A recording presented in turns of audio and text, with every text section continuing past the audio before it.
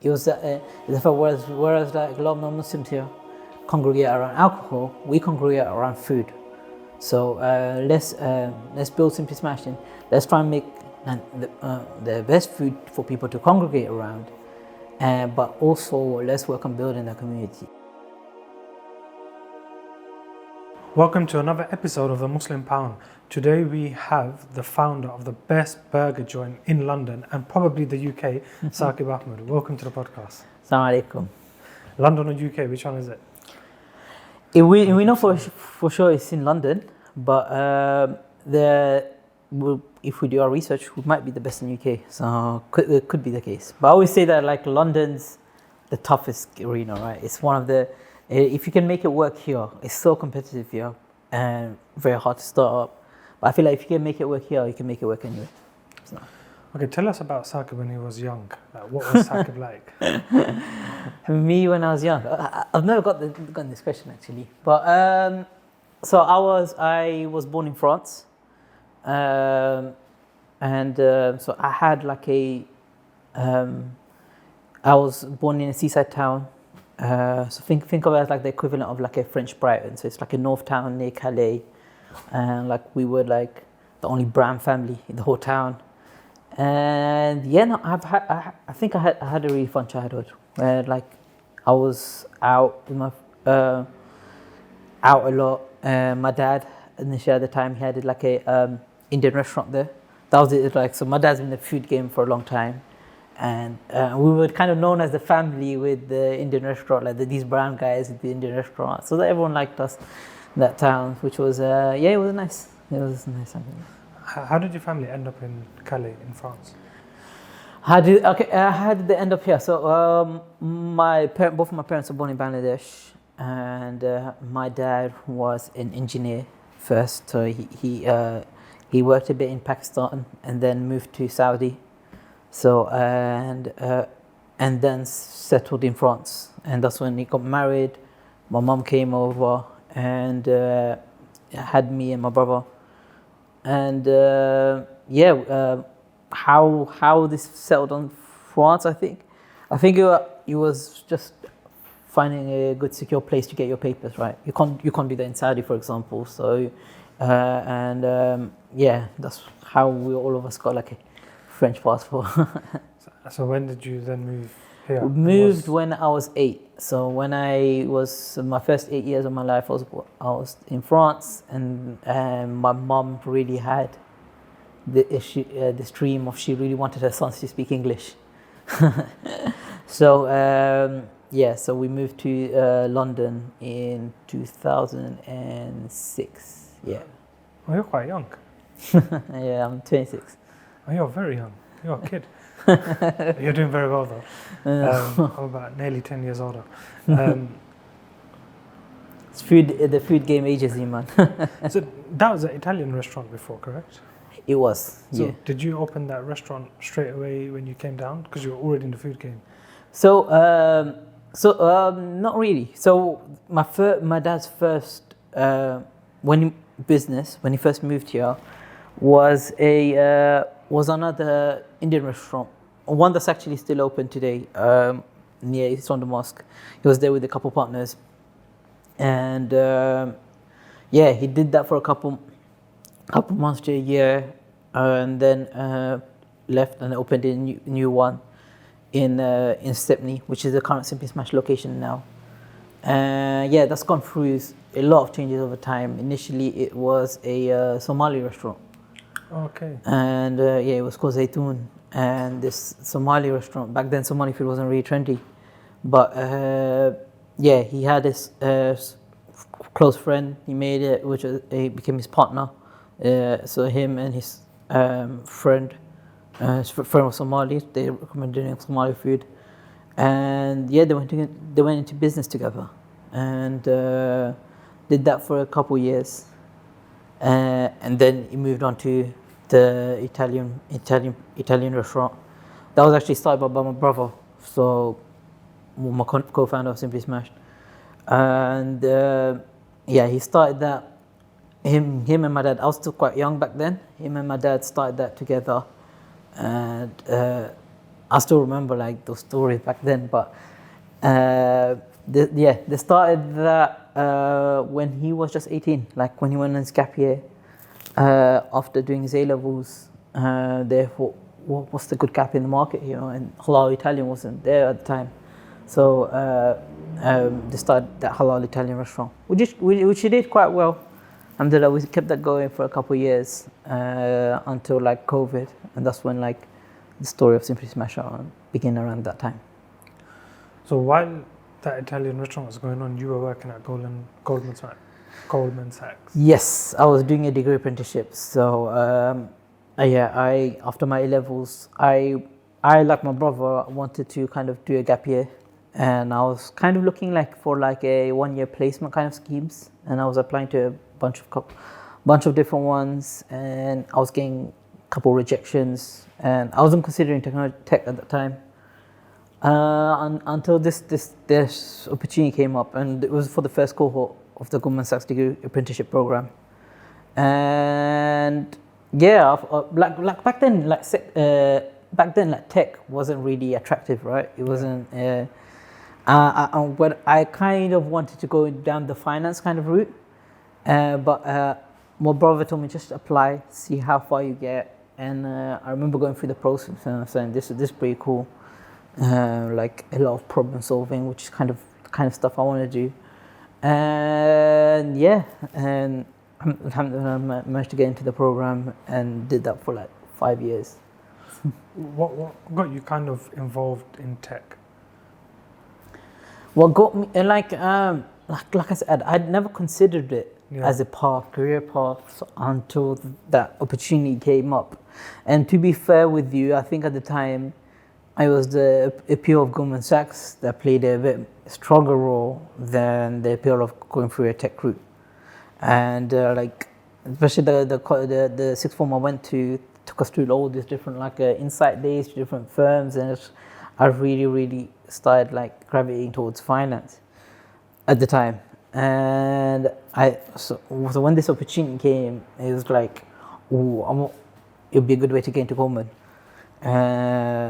But then I started doing like it's the process just like applying for a job, right? You go through like, interviews, assessment centers, logic exercises, and when I was doing those, I found it quite more interesting that there's a lot more to tech than like fixing computers. There's a lot. It's like solving problems, and like, there's real room for creativity and innovation.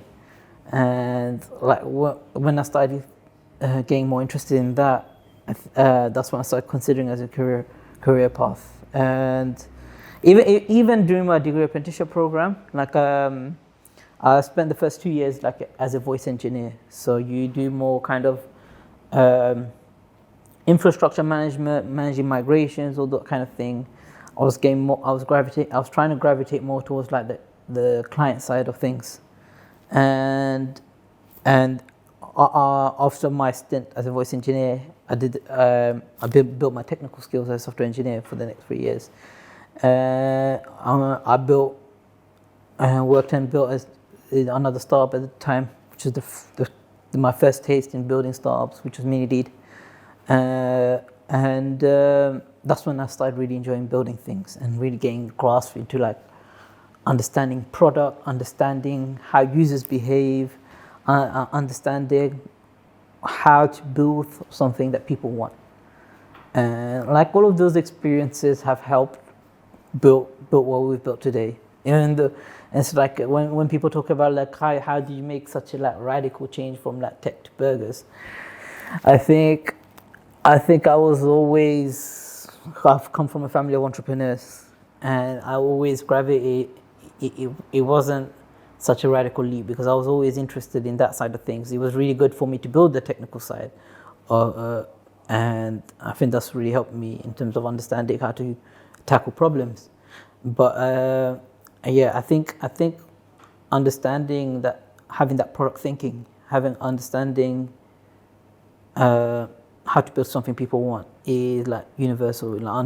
I think it's skills that we've learnt, and a lot of it we've applied to Simply Smash and how we run things. So I don't think that leap was very drastic because it's always been part of that journey. And once I started getting a taste of building things people want, building community, building those brands, I think I've started really enjoying that, and those are the things that compounded into building Simply Smashed. Your mini when you built that was quite interesting, because I think it was during COVID as well, wasn't it? Or around about that time. Yeah. And then there was a feature where people would give feedback, and then obviously people are tweeting about it and everything. So how are you kind of dealing with the user behavior? And then you obviously had to then transfer that way of thinking into Simply Smash as well. Yeah, so I'll tell you the story of what was going down during mini, especially the first 6-7 months of like trying to figure things out. Like I joined the team, was one of the, it was just 2 co-founders and then back-end engineer at the time, and I joined the team trying to when they built an MVP, minimum viable product, but they had no users, and the aim was trying to figure out like why we're not getting users. Just for context, Mindy is a social media app where your likes are micro donation for charities that you want. And it was something that we was trying to figure out for ages, because like I was sharing it. It was not getting any traction. And one of the things I did is I took Mindy down the first accelerator program that we went through, and which is called Fast Forward. And one of the challenges we had, or one of the challenges we were given to do during the accelerator program is just like share a feature to other people and gather feedback. And it was during that process where I remember sharing just like it was one aspect of the app. Like an aspect of the app was just like you can make a donation in 2 taps for your deep link. You click it, open the app once, and then with your second tap, you've already donated a penny. And I just did a screenshot recording of that, and then we started getting that breakthrough of users. And it was then that we kind of realized that people were not understanding the app. That's why we were not.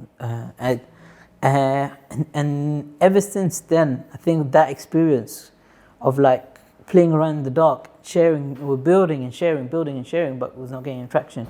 Kind of changed even before I knew what product manager was. And after Goldman, I did a year as a product manager. But even then, those experiences of like hands-on, trying to understand what user work, I think those played a massive part in understanding how to build products people want.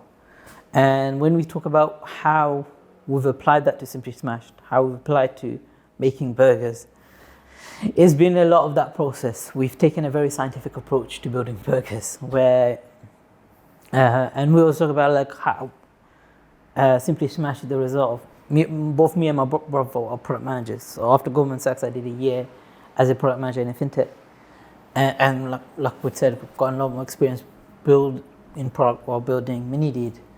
Is that we've taken an approach where we call like data-driven burgers. It's a term I coined ourselves, but like the idea is that if we can, we need to figure out what people want. And when we started, I remember especially when we started, we had a very, very wide customization menu, almost like that Five Guys style model where you can just pick everything you want. But we did, we use that to gather data. We use that to understand what's the best combinations, what's the most successful ones, and from the back of that, we built a very simple menu. That Simply Smash only has 3 burgers, and right now it's 4 because we add limited edition ones as well. And but those 3 burgers are the data we looked at and condensing those options into those 3. Like the data suggests these are the best 3 options. But also one thing we found is, especially when we were doing that during that experimentation customization phase, is that like people would build burgers that they don't like the taste of. So like customers, you need to collect more data to understand what customers really want. Sometimes, like, if you give too much flexibility, and that's what can happen. So while we're doing that, like, we're building the expertise of we know what our customers want, and that's how we got to like those free burgers. Those free burgers actually are like we've created ourselves, right? It's genuinely one of the cool things about Simply Smashed is that when we say we're a family-owned business, literally like different family members had each played their own hand in creating our menu, and we tested and iterated over and over again. And for example, like our chicken burger, the battered thigh burger, is I was sharing on Twitter so much, like we were testing and iterating so much. It's like, okay, people used to make jokes, oh, what's this week? Is it a different burger? So it was like, this the level that we used to take things in terms of understanding what's the best way to do things. And I think it was very important for us to do those things before pushing any marketing efforts or anything like that, because we wanted to build really good products. We wanted to make sure that the offering we have, we were confident in, and we take pride of each one, rather than offering a bunch of options. We want like each person that comes Simply Smash and chooses one of our items, we know that the item at least been tried and tested like 15-20 times and gotten the feedback to know what it is. And that's the approach we've taken to how we've built our menu. We've built a very simple menu. We only have 3 burgers, like 5 loaded fries, and like 4 or 5 wing flavors, and we have like 2 tiramisu flavors.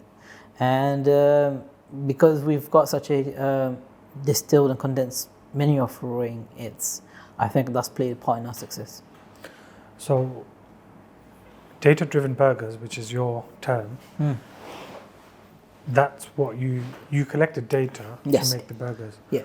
But stripping that back before you even got to the menu. Yeah. Creating Simply Smash, why did you choose burgers? Was that a data approach? Was that a personal approach? Was that a family decision? Why we chose so Simply Smash was my brother's idea. So he had a bad experience at a local burger place, and where like with the owner, we got really defensive about the burgers he was having.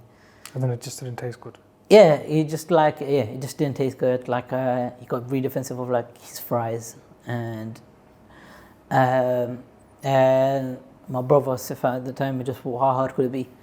So he literally started making burgers at home, and then got us to taste it. And I thought, okay, it's not even I say now, like the first burgers, it wasn't that great because we tested and iterated. It was just, but we were trying to figure out how hard could it be, and then we kept trying, kept sending it to friends and family, trying to understand that before anything got made in the kitchen at Simply Smashed.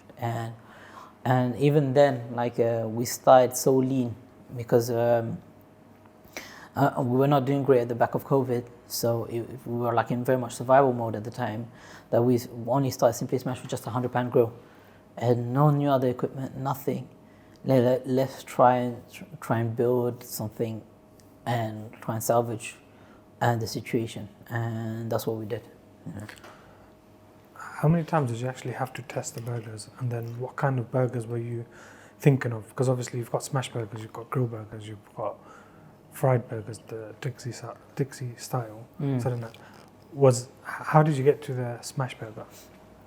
The smash burger, that was because that's mostly my brother, right? And I think he started getting a fascination with smash burgers.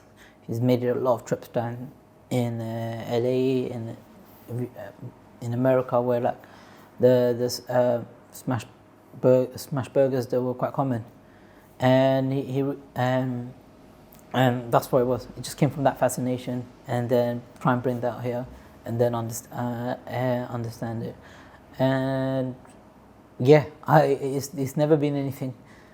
It was not a scientific way that we came to smash burgers. Actually, the scientific way came from how Simply Smash were born, in the sense of on the back of the pandemic, we weren't doing so well, and we went down two options, whether to sell the business or give it another shot. Is that the Italian restaurant? That was the Italian restaurant, and I think we entertained some conversations of selling, but we thought that we kind of managed everything okay in terms of during the pandemic. Me and my brother, let's give it another shot, and what we did is came up with this 140 days experiment, where we're going to try launch 3 brands at the same time, and whichever one becomes more successful, we double down on. What were the 3 brands? 3 brands were, one of them was like a French doner brand I had, which I wanted to bring, called Greg.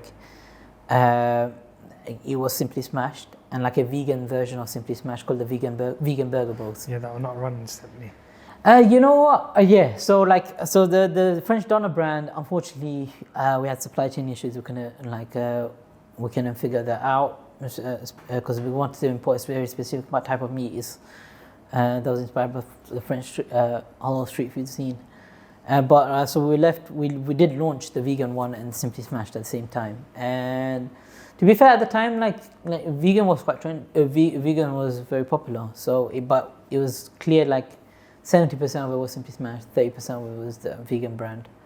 And so it made sense for us to double down on Simply Smashed. Like we wanted to find out which one was the winner, and we managed to do that in 104 days, and then we just taken Simply Smashed down further.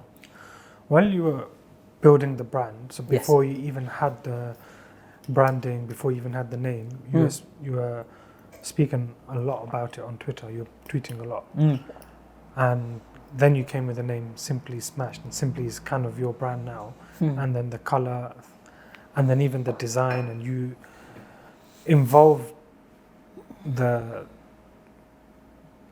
people on Twitter a lot. I don't know if you're doing on Instagram and stuff as well, but it was a lot on Twitter because I was like following your journey from the beginning. I thought, okay, this is quite interesting. Why did you do that?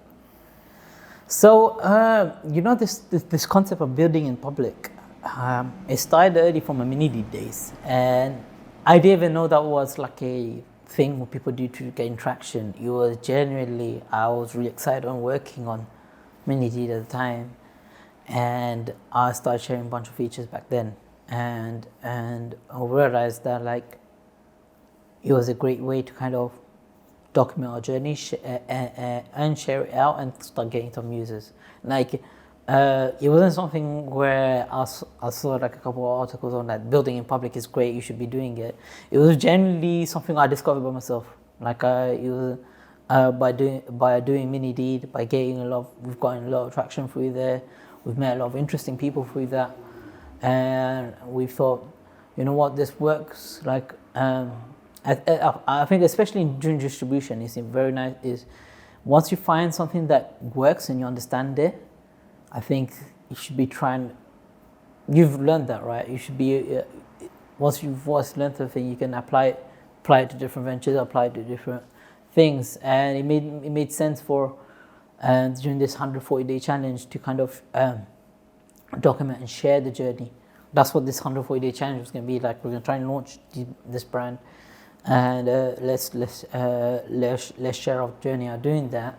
So the idea is, I think, you don't want to rely on just like a one-off launch, right? Because then the cool thing about building in public is that every tweet is your launch. You're building momentum, rather than trying to depend a lot more on a high risk or like just pressing start go on a launch day. Yeah, you're sharing, because you put so much effort into a launch day, right? And people have no idea. And once you start sharing that, you're building the momentum so that you want to get to a point where you can just, before you've launched, you've got community behind you, people that understand what we're trying to do. And I think we applied the principles that we had at I learned at Mini to it made sense to do it here. So what was the best bit of feedback or comment that you got before your launch? Best bit of feedback. That's it. So the thing is, especially when we we didn't really talk much about Simply Smash itself. It was more about doing, because I think we didn't make the fact that we will launch 3 brands public. We just focused on let's share one, the other 2 let's try to do it in the background. And the one we were talking more about was that French runner brand. So I think, and everyone had that momentum for that brand. It's a shame that we couldn't get it to market at the time, but the best we learned, most valuable lesson we learned about that was that it was still important to build momentum before you launch anything. And the other thing we learned about that challenge as well was that, especially for me, I think, especially when you're building businesses, it's good to have deadlines that you set, self-imposed deadlines. And the cool thing about building in public is that you set yourself accountability. If I set myself that I'm going to launch something in 140 days, people are going to be expecting something at the end of the 140 days. Now you've got expectations. You can't. It pushes you to ship things, pushes you to build and ship. And I think that was very important for us to do, because it gets us into this momentum and speed of like rapidly building and testing and trying to putting pressure on ourselves to figure out something that works. And I think, and it's one of the things that I applied, especially when, for example, when we were like building SimplyClo, which was, I literally went Bangladesh and I was like, I'm not coming out of here until I come out with a brand. And these are the things that we wanted, and that's how I think help, like having self-imposed deadlines and having that accountability. So do you know, after the 140 days, yes, you settled on Simply Smash. Yes. What was your vision? The Simply Smash vision, I think it's evolved a lot over time. We're trying to do a few things. When we started, we didn't start with a wider vision. We was just that was the initial priority, right? Survive. Let's build something that survives, and just keeps our head above water. And Simply Smash, our origins was started as a dark kitchen. We went back to basics, even though we had an Italian restaurant at the time. Like, how can we go as lean as possible? So we rented out the front to a flower shop, and then it was just a £100 grill. So just we can stay afloat. So initially, I think that the idea of a vision was, we didn't have time to do that strategic thinking because we were just trying to survive. And then, alhamdulillah, when we started doing that well, I think we've always wanted to do things based on our values. And to be fair, for me, what I've seen, especially in this food scene, the halal food scene, is I was not quite satisfied with how Muslim entrepreneurs were running their businesses. Right? It was it was a weird thing where there was Muslim business owners where like the customers are Muslim, but they somehow compromise on their Islamic values on the journey to reach those customers. Give me an example. So, for example, like content, for example, like there's even to this day, there's Muslim business drug dealer restaurant. That's another point, but that was the point that I was going to make. I was going to make the point of like, there's like Muslim business owners using like young impressionable Muslim women to lure customers, and they know exactly what they're doing. These are kind of things they do. They're like, I've had experiences when I'm going to restaurants. It's Maghrib time, restaurants fully empty. All those staff are Muslim. Music's blaring. They won't let me pray in store, or like lower the music at all of those things.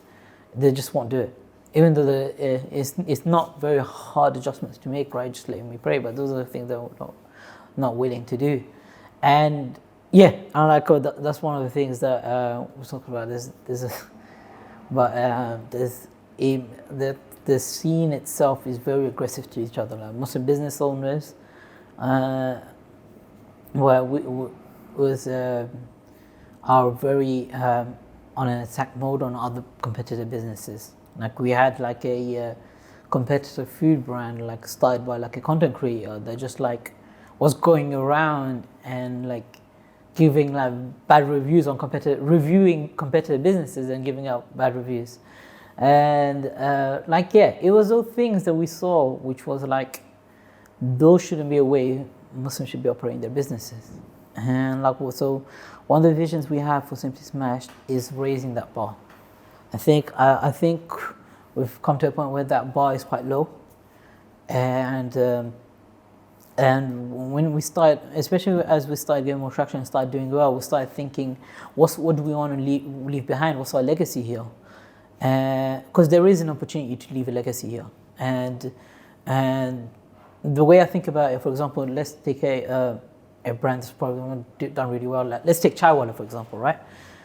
Through Chaiwala's success, maybe this might have been the intention, maybe it's not. They've had a cultural impact, which is like they brought chai culture. They brought chai culture to the UK, which probably didn't exist before, right? And you've got so many other brands now having chai, and that's become a thing where you can go out and have chai. Now people say, let's meet up for coffee and chai rather than exactly. tea and coffee. Yeah. Exactly. So they've had that cultural impact. So when we sat down and thought about, okay, what do we want to achieve with Simply Smashed? Yeah, I started thinking a lot about what's acceptable for Muslim business owners to do now. Because the bar is so low, the window of things that are acceptable, like the Overton window, which is the things that are like what's acceptable for people to do, right? It's been dragged lower down the scale, where these practices that are done by these Muslim business owners are becoming more and more acceptable. And like by dragging the bar lower, people are taking more shortcuts. People are doing things unethically in terms of how they run their businesses. So if we can build a business, if we can build a consumer business we're very loud about values and we stick to them, and not only that, but we do it well, right? Because Chaiwala's success depends on their cultural impact depends on their success, right? Because of their success, they managed to change that culture. So when we think about our success, if we do succeed, inshallah, like that's the kind of impact. If we stick to our values and do this, the aim is to shift that acceptable window of these things shouldn't be acceptable. We shouldn't make it the norm that a Muslim-owned business should be cutting corners. We should make it the norm, like the compromise is needed on our values when building our business. It is possible to succeed while sticking to our values, and not only think while we're sticking to our values, but because of our values. And if we can shift that, and like, I want people to say, like, especially if someone's cutting corners, saying, but why are you doing that? But Simply Smashed managed to do it without all of that. You want to make those kind of things unacceptable in community again. And that's the kind of cultural, when we think about cultural impact, like we would love to have that cultural impact, especially for Muslim-owned businesses. Because I always felt like as a Muslim entrepreneur, you're around an environment of compromise, of like everyone around you is saying, you don't understand the reality, you have to compromise here, you have to compromise here, you have to compromise here. So I think there's a unique opportunity in the food scene where, like, my customers are predominantly Muslim, but we've got a good mix. But because I can stick to my values without compromise, and I wanted to do that. We wanted to do that for our brand. We want ihsan's at the core of what we do, and it's why we target those metrics. We target like reviews, for example, for customer experience. We've gone down this approach of like building with barakah, and it's led us to build some creative initiatives during Simply Smash actually as well. But it was the thing is that if we build while not compromising our values and sticking to them, it's only going to bring more benefit to our business than a sacrifice. We never want to think of that, but those things being a sacrifice to whatever we want to do. Because what do we measure success by? We don't want to measure success, especially this is what for me as well. Like as a person, I've not been excited at looking at like sales numbers, all of the things grow. It's like even when people ask me like, what's the most exciting thing we worked on? One of the most exciting for me was Mini Deal at the time, because I had the most fun there because of like, it was like, it's not the fact that people are just donating pennies. It's how many people are donating pennies at the same time. Is the fact that there is a Sadaqah Jariyah metric, right? It's building things that kind of continue giving after you're gone. Now, if we can do that, and alhamdulillah, because of our values, we've already, as it's just the one branch right now, it inspired those kind of things, right? The fact that we have like for example an open prayer space, and we've had that. You can we've had people like pass by and they can see people praying. This is something that people always talk about. I walk past Simply Smash, I'm seeing young people pray inside the shop. It's inspired like other businesses or having their own prayer space. The fact that we don't use music in our content, the fact that we started doing like, for example, Quran recitation. We've had other people come up to us like, we saw your recitation content and we started doing it ourselves. Those kind of things. If those are the inspiration that we have as a single branch, like if we want our success to bring those kind of changes to different businesses, like I want to feel that welcome. Like when someone steps into Simply Smashed, I want Simply Smashed to be a space where not only your Muslim identity is tolerated but celebrated, right? And we've done that as well through the space of like different artworks. You see figures like Muhammad Ali having those kind of artwork, where we don't show eyes or faces, but we pay homage to kind of those images or those people, because it's to reinforce that, right? Enforce that I feel welcome at Simply Smashed.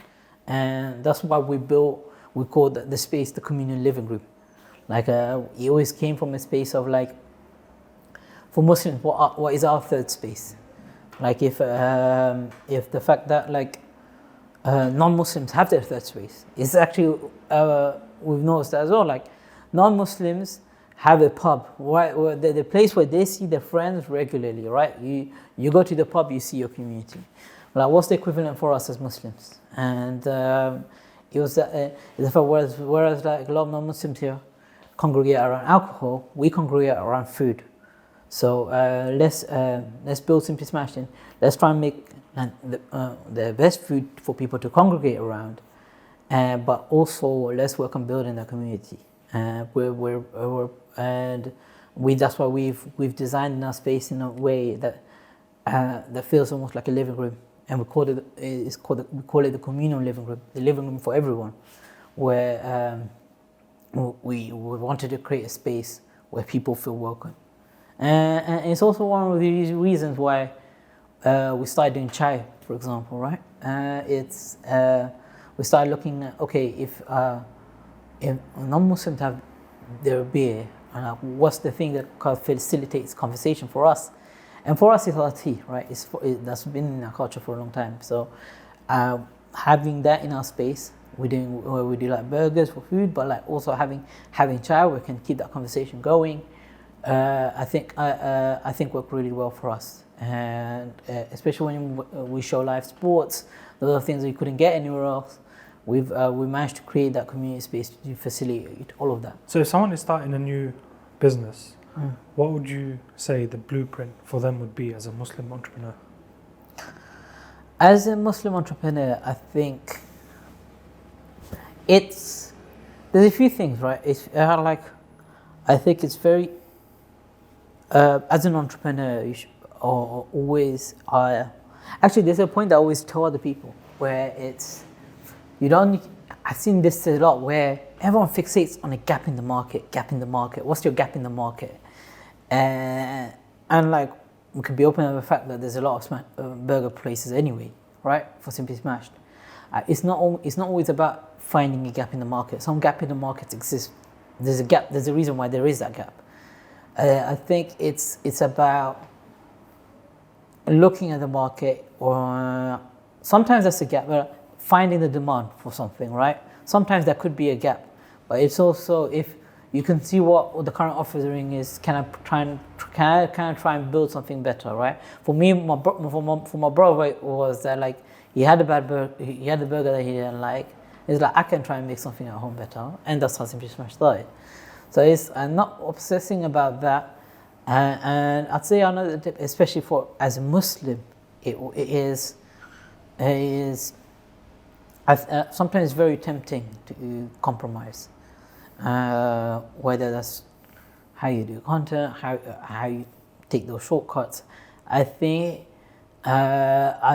it's tempting, but always figure out what's your why you're building this, and like you don't want whatever you build to as a Muslim to take you away from your relationship with Allah. And once sometimes if you don't fixate on your why properly, I think that it can be a slippery slope, right? You can go through that. You can go through the slope of like you don't know why you're building, and then it's easier and easier to make these compromises, and you might. It also depends what your measure of success is, because society we live in, right? The measure of success is money. If that's your measure of success, and that's what's going to be, right? And you're going to fool yourself into thinking that you've succeeded. But for us as Muslims, our success is with Allah. Like our success is what's our relationship, or like keeping that relationship with Allah as close as possible. If whatever you're doing is bringing you further of that, you're losing. And so don't forget why what you're doing. Don't why you're doing it, and remember what our ultimate purpose is.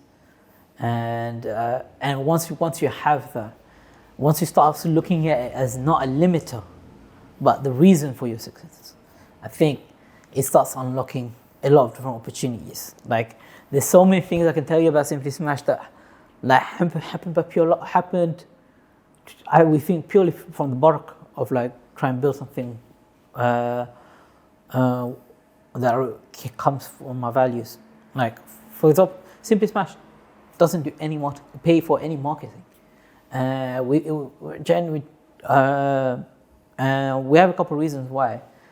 But I think that the fact that we stay to our values has been a core reason for our success. One thing about like a general blueprint, I would always say to create an impact. Yeah. Then the income then follows after, because an impact could mean different things for different businesses. For a property business, it could mean help people find houses. For a restaurant, or for Simply Smashes, give people that communal living room. For an investment like Curate, it could mean help people build on their finance, but they're still creating an impact. That's when the income follows after that. And then, like you said, you've done a lot of community building. You haven't spent a penny on marketing, but you've done other things like your sisters' nights or your Fajr. That's nights as well, right, with the K. Fajr nights. That was like Fajr nights as well. Yes. That was So like, in terms of we don't spend on marketing, but what we do is we've taken like a barakah based approach in terms of how our own marketing efforts are, and we do that without spending a penny on like influencers or anything like that. But it's more supporting like community work. And like for example, Fajr night is a great example of that, where we paired up with a local masjid during the winter period, where if kids build a habit of going to the mosque at Fajr time during the holiday period, they will win a reward as a trip to Simply Smashed. And like we kind of want to do these kind of initiatives where we're uplifting the community we're in, right? Because we rather than taking this top-down approach of getting an influencer down and then let them pay them bucks to let them take a few pictures and distribute like that in terms of how the market. Ours is let's invest in this community through these initiatives. Like one of the other ones we did was like the golden ticket campaign, where we partnered with Islamic Mosque and during their Quran revision project, where like these affairs came from all around the country to revise, and those that completed their whole revision within a day, they get a golden ticket to come Simply Smashed and enjoy a free meal. So like we have this approach where we instead of investing in those ways of growth, we can uplift. We can uplift with barakah, and like this barakah based approach to marketing, I think, alhamdulillah, is and it's brought us like these influencers that if we spent money, they would have cost like 50,000-60,000. Or like having influencers like Chunks and like Aki Ahmed, those guys come down. It was completely free collaborations, right? But and generally, when we think about it, it's generally because we believe that it's because of our barakah-based approach that we've managed to secure those partnerships. I mean, like five-figure influencer partnerships for free. Where do you get the creativity from to kind of do these different things? I think I'd say that's. I think everyone has like a skill, like a superpower in terms of what they're good at. I think for me myself, it's always been creativity. Like I've always been good at generating ideas, and I like one thing that as I grow older, try and get better at is implementing them, getting the habit of not just keeping these stuff in my head, but at least writing down, speaking to people, and then try and act on it. I think my brother's really good at the logistical side of things, and that's why it's cool because our kind of skills very complement each other. Where I've come up with like novel ideas of how we grow, novel ideas in terms of the products we build and the concepts we try and have. I think. Once I figured out that that's what I'm good at, finding out what your superpower is, and then doubling it down on that, you can only get better.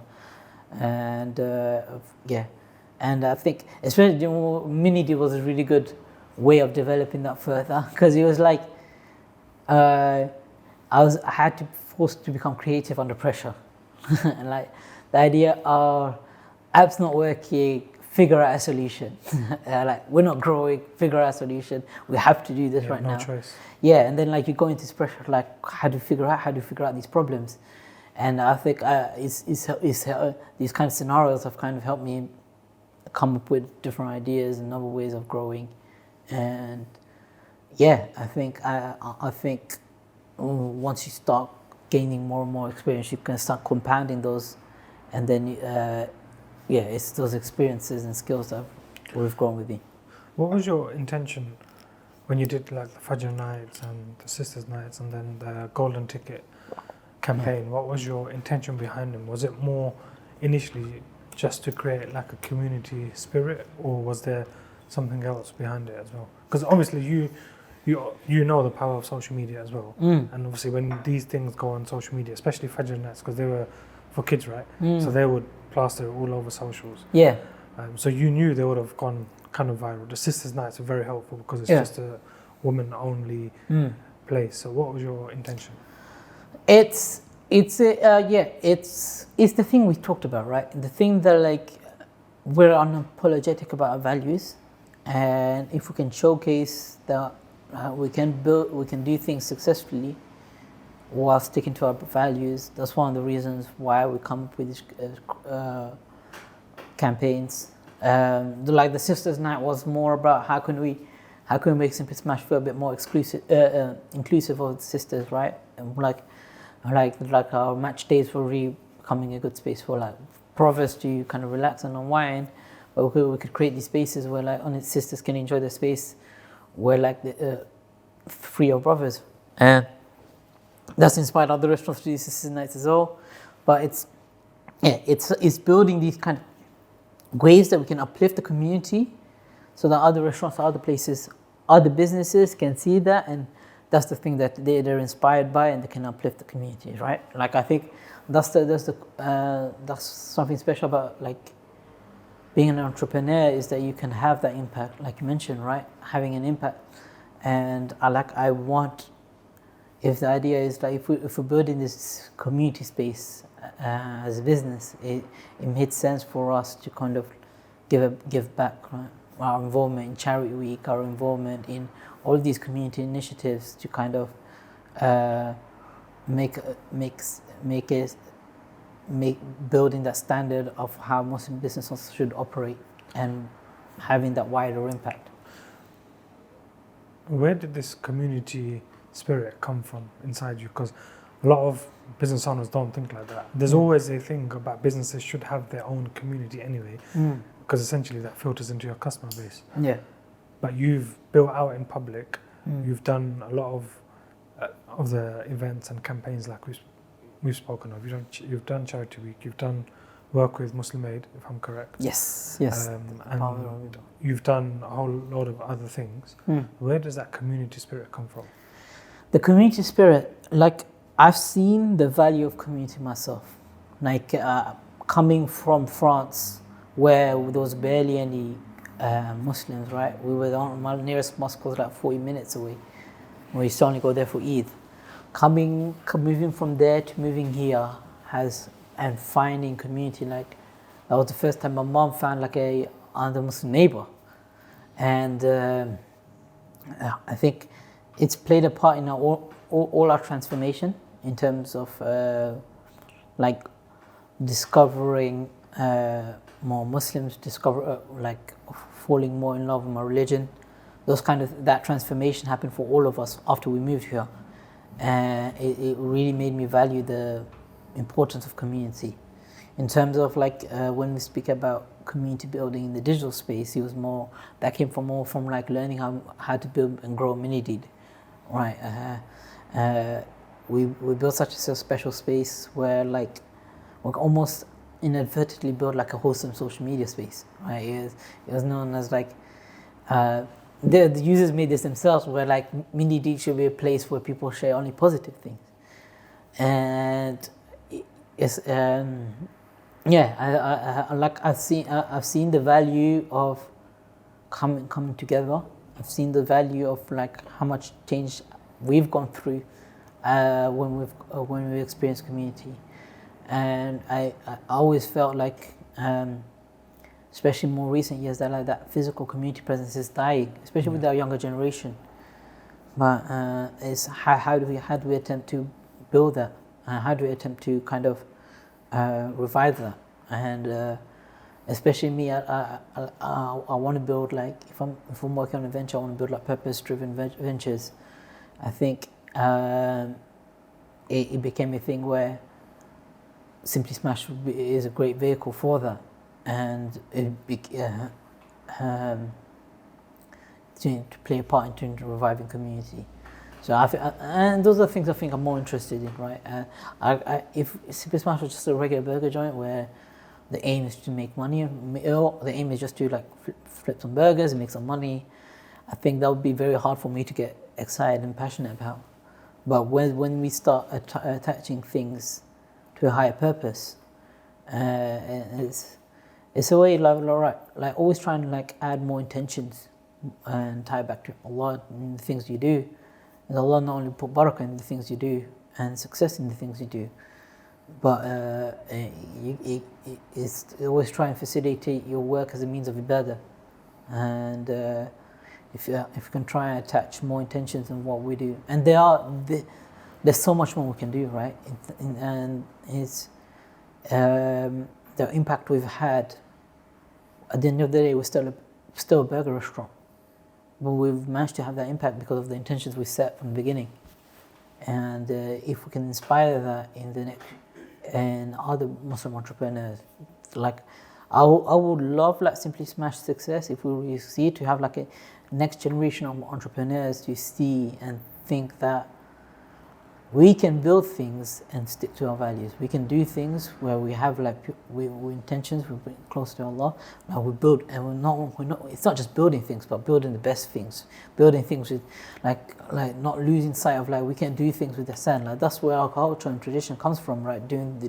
Making the best things, and doing those things when we center it towards Allah, I think can add so much more barakah and success in what you do. And that's the kind of mindset I want. That I don't want like the spaces of compromise I've seen as an entrepreneur. I don't want that space for them. I want them space where like it is possible. You can do it. We've seen people do it ourselves. That's what that's the kind of success we want to inspire. And yeah. About intentions, I think is important. Obviously, you have a certain intention in the beginning, and you need to check that intention regularly. Because, like you said, if 100%. Simply Smash is making loads of money, then It's your true. intention can change so quickly. So true. So it's about checking that intention regularly. But maybe at the beginning, write down your intention so you can you've got it somewhere, you've got it in your notes, whatever it is. It's just like a small practical step. Yeah. And then that intention will carry you through, and it will kind of put the blinkers on you, saying, "Look, this is what I need to do." And then you mentioned the point about excellence and ihsan. You went to Turkey recently, and Chamlika Masjid. Oh yeah. And I think you tweeted something about, this is what we should be doing. We should be building amazing things, because amazing things is just going to attract more people. So we should be at that stage. We're now showcasing our talent. Whereas, if I look in example the property space, 5 years ago, we'll have Muslim and non-Muslim landlords, but just a general thing of landlords is you just got laminate flooring and you've got white paint. The house is just okay. Now people have kind of elevated a bit, and now we're seeing a lot better houses for rental. But they've gone up a level, and because of that, they're getting higher rents. It shouldn't stop you from dreaming. It shouldn't stop you from having the highest dreams, because we can, like, everything is inside our realm of possibility, because we believe in a law that everything is in Allah's realm of possibility. So we should be aspiring for the best. We should be doing those things, and once we realize this, we don't dream enough. We don't have these aspirations. It's something we're pushing a lot more. Like, I don't think we see that enough. Why don't we dream enough? Why don't we dream enough? Do you know what? It's UK culture in general. We're a bit more pessimistic, but I genuinely think, and we've not had enough examples of like of that level of those kind of successes where like people have done it right. It all depends on in the environment you're in. What I felt, especially in this food business, is that people have this mentality where everyone's like kind of trying to take from each other, right? They can't imagine a scenario where all of us can succeed, whereas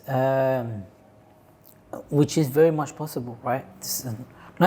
Even in London, do you know how many Londoners there are, right? But no, we want to open up one after another, and trying to take another Muslim business owners, customers to use and just make that happen. And I think people need to increase their realm of possibility. That like it is very much possible for all of us to succeed. And I think having those, sticking to our values, and so it's so much more important. Why? That's the reason. That's our mission. Because if we can do it ourselves, and if we can inspire that, I think if we can build this next generation of entrepreneurs to be much more collaborative, support and uplift each other, and we're starting to see that now, and like I see a lot in there, like in like Muslims in tech, where they're uplifting each other a lot more and they're progressing a lot faster. I think that can make us progress a lot faster. And it ties back to community, right? if you are surrounded by very high achievers, high dreamers, it's gonna make you want to dream more as well. So, yeah. I think a lot of it goes back to how our parents or grandparents had a survival mindset, 100%. just because literally they came to the country to survive. And there's kind of a bottleneck where we're in a position where we can thrive, but at the same time, just the cost of living is ridiculously high. To purchase a house in London is ridiculously high. So many people are at a quandary where it's like, do I buy a house with a mortgage or do I just rent? And there's a lot of that going on, especially with people who are 20s and 30s, and they literally they don't know what to do, and that confusion has kind of led them to just stop. And rather than pushing on or rather than thriving, they kind of just stop dreaming and say, well, this is where I am now. So it is about rebuilding that mindset. But then to do that, there's certain people who, like yourself, who have a mindset where you can push on, have a responsibility to build them spaces where you bring them like-minded people together, along with people who need that push and need that energy in the room. Yeah, completely. I think it's true. Like we're not in the best conditions right now. It's very hard for like 20, 30 years compared to the older generation. But like, I'm the first. My parents are from the first generation, right? They just moved here. I feel like compared to their conditions they went through, even despite the macroeconomic conditions, there's still an onus for me to tell what they've taken forward. I think we also live in this mindset where, like, we look in the realm of privilege. People have privilege, some people who don't, and we've become so aware of what other people have, that we don't appreciate the things we have more. And for me, it was more about like, it's about finding what advantages you have, what unfair advantages you have, and I think I keep referencing this book because that's one of the books I read by Ash Ali and Hassan Kuba, where he was recognizing what advantages you have compared to other people and doubling down on that. The reason why I went down the restaurant industry, because I was taking what my father had already, rather than if I went try and save a lot to buy lease and all the things. Again, that will set me back a lot. But you want to compound on the wins that you have, and when you start focusing more on the things you have, and there are things like we need to have more shukr in the things that we have, especially when we have little, right? And like, what the things Allah has given me, whether that's material possessions, whether that's knowledge, skills, experience, what the people that I know, and like the conditions you have, especially when you have, it builds that tenacity, right? It builds that itself could be a privilege. Like the fact that you've grown with not a lot, that you should be working harder. And like when we have shukr in what we do have, and the possibility that and we tie it back to our why, what we want to do, what we want to achieve, I think it can allow us to dream more. It can and also thinking about allow us to have a wider impact in what we do. So you had a vision at the beginning about creating a better customer experience with burgers. What's your vision now? Because now a lot of it seems to be around community, around impact and stuff like that. So what's your vision now? Look, in terms of what our bread and butter is, it's always going to be like making sure we do the best burgers. That's one of the reasons why we've aimed to become the highest rated burger joint, and then we achieved that, alhamdulillah. So that's always going to be at the forefront of what we do, in terms of like do what we do and do it the best. In terms of our vision now, it's what we talked about. It's about raising the standards of how a Muslim business should operate, and inspire the next generation that it is possible to build things without compromising your values. What's next for Simply Smashed? I think for Simply Smashed, we've been a single restaurant for a while now. But we've been focused, we've been obsessing over how to improve the product, obsessing over how to improve the customer experience for a while. So we've been using that as a testing ground to do that for the past year. I think, inshallah, now we're looking to take what we've built and expand it further. So so we're looking at growing right now, inshallah, and bringing that experience, bringing our products to more Muslims, and increasing our impact. If this is the impact we can have as a single burger joint, as we only grow, we can only inspire more people and increase our impact even further. So I think that's one of the aims now. So London is a tough market to break into, which you've done. So are you looking to expand more within London or UK? Both, inshallah. So at the moment we are looking at London. London's, like you mentioned, is one of the hardest markets to break into, and we want to make sure that we have a strong presence here. And we get requests from all parts of London to open up a Simply Smashed near them. So that's one of the things we're going to be focusing on. But yeah, also looking at expanding around the UK, and like I said, dream the biggest. So see where we can take it, man. Like and that's I think that's how you should always be thinking about whatever things you do, right? What's the most aspirational target you want to go? I would love to get into a future where like I'm going around the world, I'm traveling, and now I'm like, how do I check, what's the local Muslim community like around, like going to the masjid and coming out, and how can I check that out and meet people? I'd love to go to that local Simply Smashed. Those kind of things we want to think about a bit more about, what kind of brand we want to be, what kind of impact and voice we want to have. Like I always think about like Ben and Jerry's, for example, brand voice, where their social justice work is very much corporate brand. And those are the kind of things, like especially with our Palestine position, where we've been very pro-Palestinian and we've been attacked for that, but we're still, on the amount of that, we're very unapologetic about those values. It's like we would want to use the brand as a vehicle to have that kind of impact, like having those kind of aspects integrated into our brand. So we can. There's an opportunity here for us to be outspoken. There's an opportunity for us to inspire that in the next generation as well. So if you open restaurants in different areas, nationally and globally, how would you kind of monitor the impact that you're having, and how would you keep that quality going in terms of not just food? Food's probably the easier part. The community aspect is the harder part. I think they're both really hard. Like even now, like we've been testing for like a month.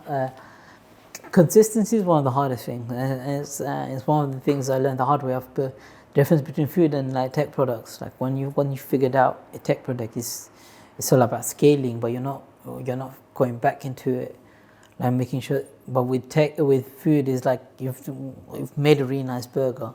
How do I make this 1,000 times? How to make this 10,000 times? And it's very easy for standards to drop. So it's what we've been working really hard on figuring it out. In terms of that, in terms of how we want to scale the community, I think we're doing that a lot with our brand in terms of and why we're so unapologetic in one of the spaces we want to do. We're in is we want to focus really much on the spaces we have and how we host people, and make it once when you have the experience of Simply, I feel very welcome at Simply Smashed. I think that becomes easier to scale, right? There's pockets of pockets of community everywhere around the UK, right? I want to make a space where people feel comfortable with, like, and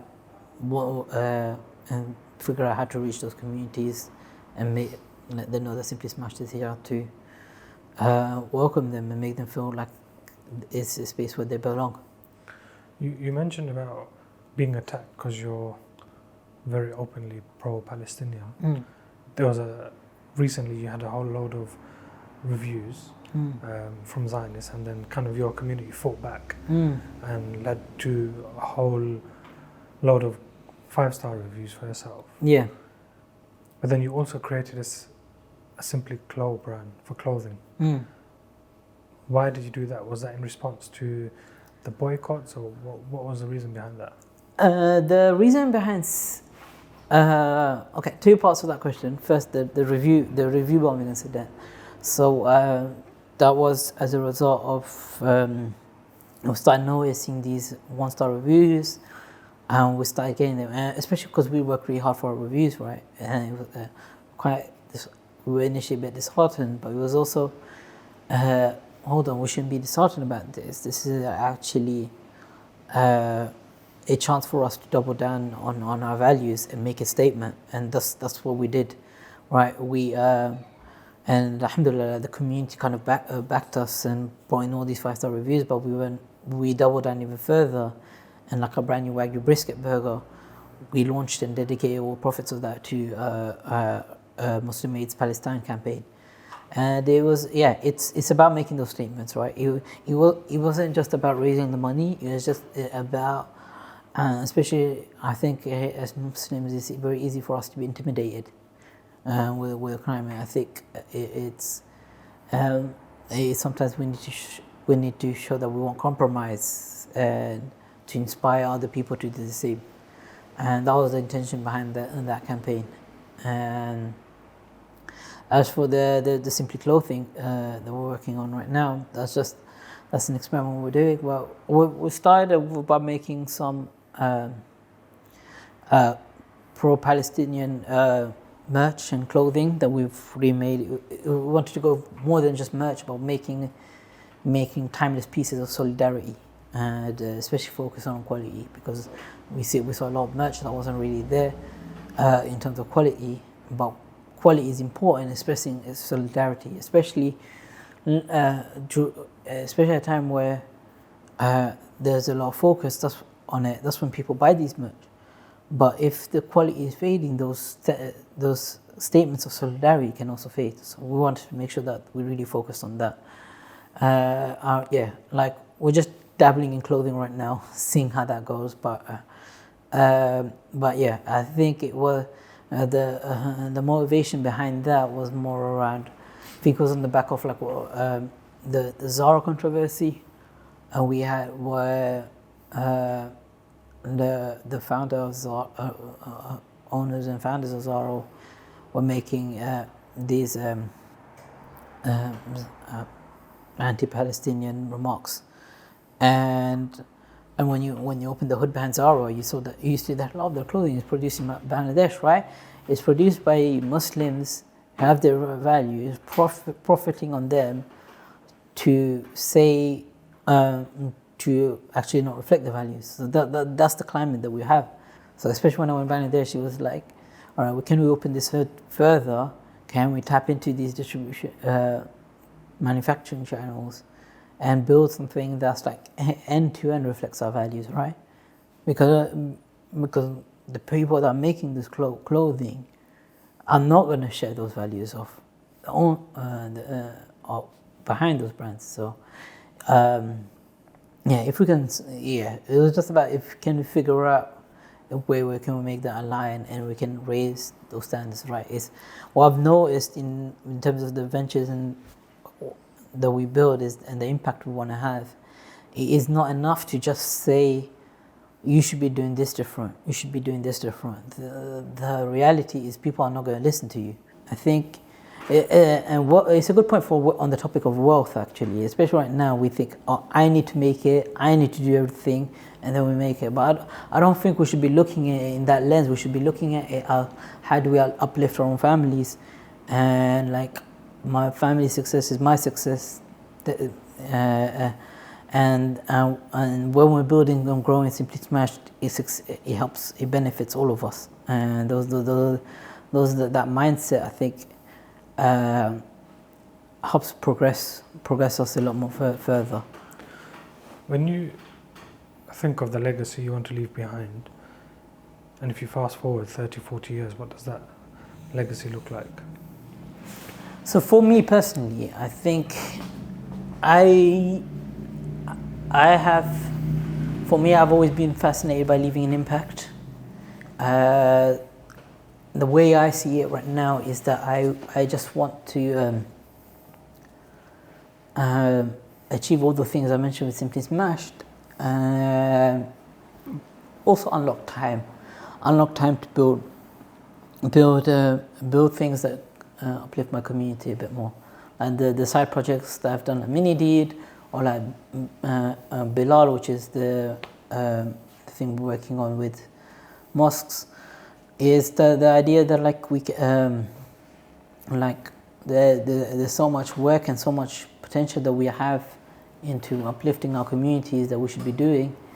And it's always been about time, right? Being stuck in this rat race, being stuck in the fact that we need money. So if I can solve that, if I can make this impact for Simply Smash that we talked about, the community, that would be amazing.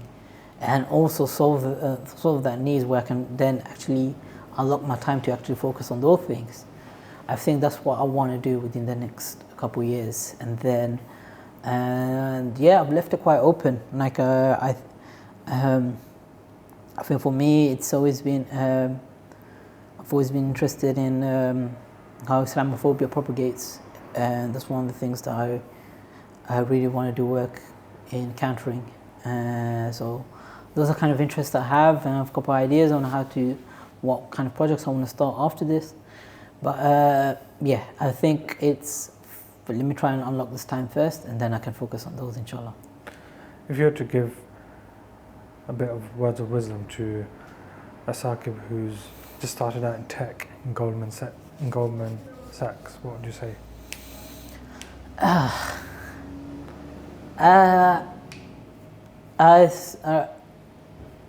I say that if I'm doing, try and do it at the best level. I think we lose the sense of maybe we should be valuing all of these things equally and doing things at the best of our level. And like things that I'm not interested in, especially back then, like I would put much less. Like it's very easy to put like much less into those things. But it's I think focus. One thing I tell him really to focus, because younger Sakib really gets distracted at times. But and yeah, do things with Hassan. And once you have those things, I think those are really good ingredients for excellent focusing. Sakib, thank you very much. No problem. It's been a pleasure. And I hope to see your next restaurant very soon. Make dua, inshallah. Inshallah. Assalamu alaikum. Wa alaikum salam.